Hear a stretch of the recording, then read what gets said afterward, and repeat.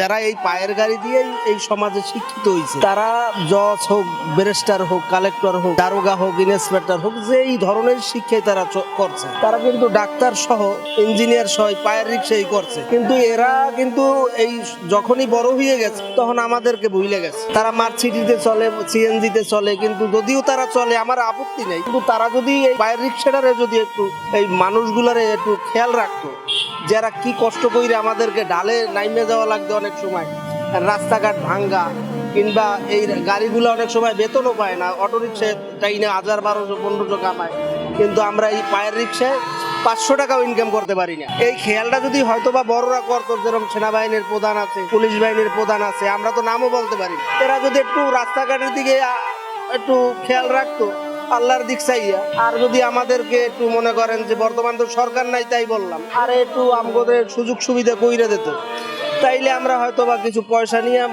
মানে মা বাপ নিয়ে চলতে পারতাম। এই আর কোনো আবেদন নাই আমার কাছে, মানে এদের কাছে পায়ের রিক্সাই ছিল। আমরা বহু জজকে টানছি, মনে আছে। তবে হ্যাকো কাছে এখনো বলি, গাড়ি চালাইলে অনেক শিক্ষিত লোক পাইলে আমরা বলি, ভাই কি করবো, আমরা তো বড় ধরনের কোনো অফিসার না। তবে আমি এদের কাছে আবেদন যে একটু যদি আপনারা খেয়াল রাখতেন, হয়তোবা আমরা তো শেষই বয়স, আমাকে ছেলেবান একটু হয়তোবা উন্নতি লাভ করতে পারতো। আল্লাহর দিকে চাই একটু খেয়াল রাখেন।